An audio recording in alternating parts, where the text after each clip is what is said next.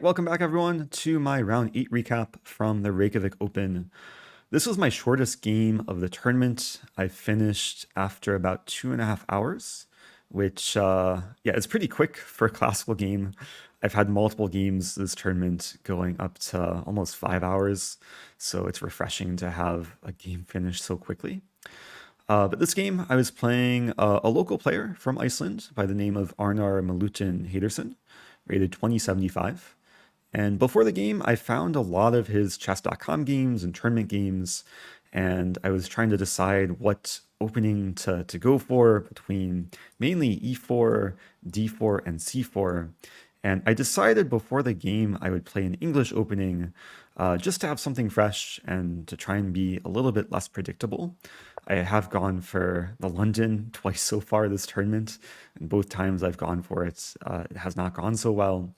So c4 it was, and I was mainly preparing for e5 and knight f6, but my opponent actually surprised me on move 1 with the move pawn c6.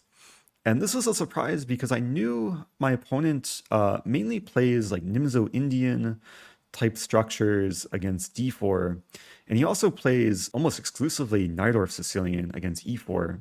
So I decided here to play pawn e4 and try to transpose into a variation of the Caro Kann, which I knew he doesn't play. And after d5 takes d4, which we got in the game, this is called the Panov-Botvinnik Attack of the Caro Kann. And this used to be actually one of my favorite openings many years ago, before I started playing the London. I really enjoyed the positions that arise from this variation. And I used to have studied and I used to know a lot of the theory here, but it's been years since I've looked at this position. But I figured I would go for it in this game because my opponent would not be expecting it, and it would be very likely that I would have more preparation than him. And I knew I made the right opening choice after his next move because he made a small inaccuracy in this position.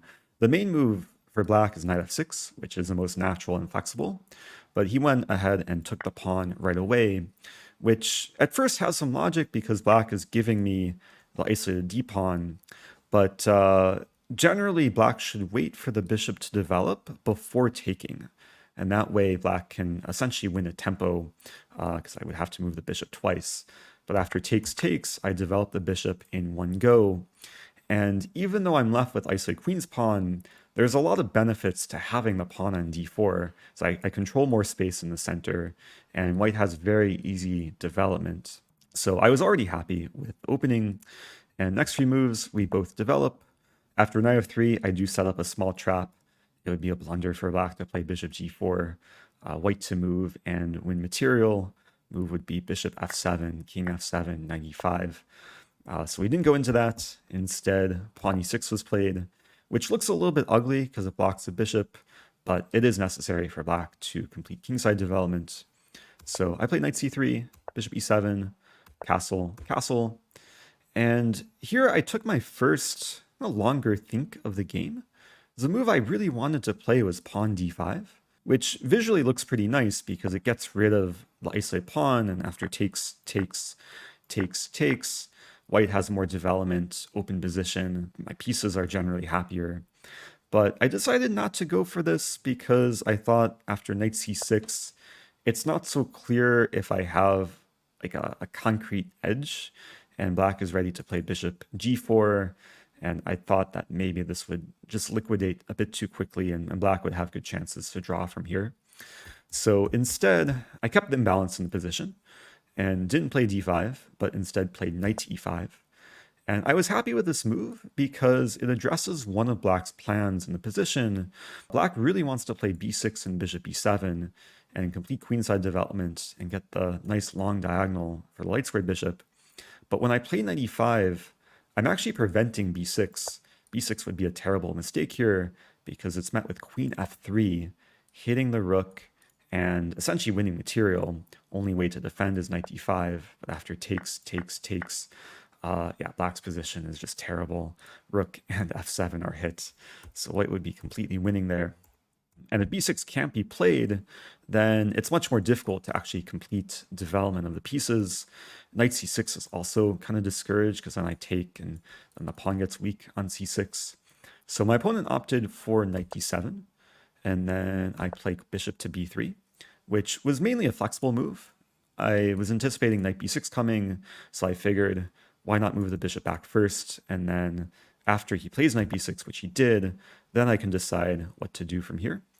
And I went for rook to e1, he plays knight d5, and I play queen to f3. So with every move, I'm trying to improve the pieces and try and get ready for a kingside attack. It's a very common plan for white. When you have the isolated queen's pawn, it gives you more space in the center, which makes it easier to attack on the king side. And I have ideas of bishop c2 and bishop g5 and queen h3 and eventually getting some mating ideas. And meanwhile, black is still a bit slow to develop. And I should note here that b6 still does not work because of knight c6. And the tactics are all in white's favor. If the queen moves, then I would take. And yeah, the knight's pinned, and if the queen takes, then the pawn is pinned to the queen, and white's winning material, essentially by force after knight c6. So after queen f3, my opponent took a pretty long think and played the move h6, which is somewhat of a waiting move, kind of a prophylactic move, preventing bishop g5. And it put the ball in my court, like how do I actually formulate an attack? Because I did want to play bishop g5 next move. And the other move I wanted to play was bishop c2, but I didn't want to run into knight b4, which hits the bishop and the d-pawn. So I decided to play queen g3 first, aligning with the king and threatening to take on h6. He played king h8. And then from here, I took a think because there is a really interesting line that I was close to playing, but I couldn't quite figure it out. The move I wanted to play was knight e4, which leads to some really crazy variations, because after takes, there's all these ideas of sacking on h6 and swinging the rook over. I was looking at knight to f6, rook h4, and I couldn't quite figure out after knight g8 if white has a clear breakthrough on the king side. And I didn't want to commit my rook to a square like h4 if I'm not having a clear way to finish off the attack. So after a while, I decided that why not just complete development? My bishop and rook are not in play. And even though my bishop can't really develop to these squares without being taken, I decided that bishop d2 is a useful move, just preparing rook d1, and then maybe even later put the bishop back on c1 so the rook can support the pawn. And with this move, I put the ball in black's court, and my opponent played developing move bishop d7, which is definitely not the ideal square for the bishop, but it does aim to complete development and maybe get the rook to c8. And after rook d1, my opponent does play rook c8. And then in this position, I played a move which I actually, once I considered, I was very excited about because it starts generating some nice tactical threats. That move being queen to h3. This applies a lot of pressure to black.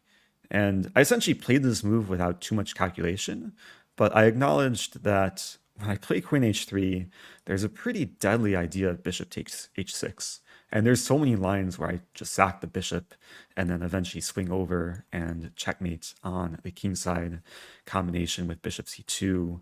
And yeah, the knight on e5, it's very hard for black to remove.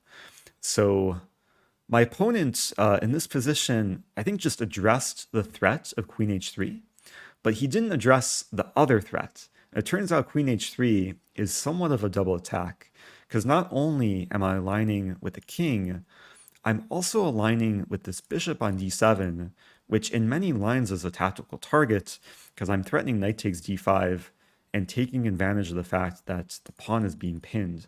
So just to illustrate, if black plays a waiting move here, of course I could take on h6, but I can also take on d5.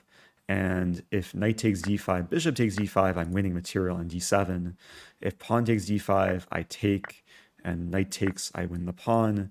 And if queen takes, I would take and win the bishop in the end.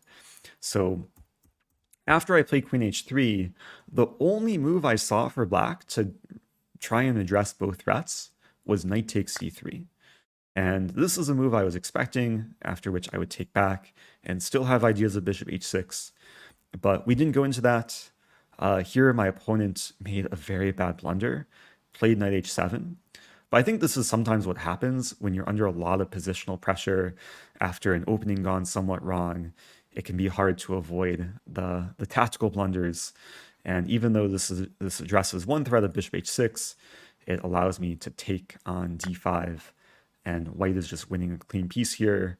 He was clearly not happy when I took on d5. And he thought for a little bit, took back. I took the bishop. And then he resigned. And after the game, he told me that this game will be my quickest recap, which I think will probably hold true. We're at the, around 11-minute mark. So, yeah, I don't think there's much more to say about this game. It was an opening gone very nicely for me. I think it was a nice choice playing c4, getting my opponent out of his comfort zone from early on. And I think this is a nice example of how to play with the isolated queen's pawn, because there's many cases where the pawn can be weak, but there's also many cases where the pawn can be an asset and it can lead to a lot of nice attacking ideas in the middle game. So hope you guys enjoyed this one. This was round 8. There is one more final round tomorrow. I'm not sure when I'm going to get around to posting this video because I'm a little bit behind with my upload schedule, but do stay tuned for the final round recap. I'm going into round 9 with 5 out of 8 points. So hopefully I can finish with a win, and I'm just going to take it move by move tomorrow, hopefully stay awake. And yeah, stay tuned. Thanks for watching. Don't forget to subscribe, and I'll see you guys soon.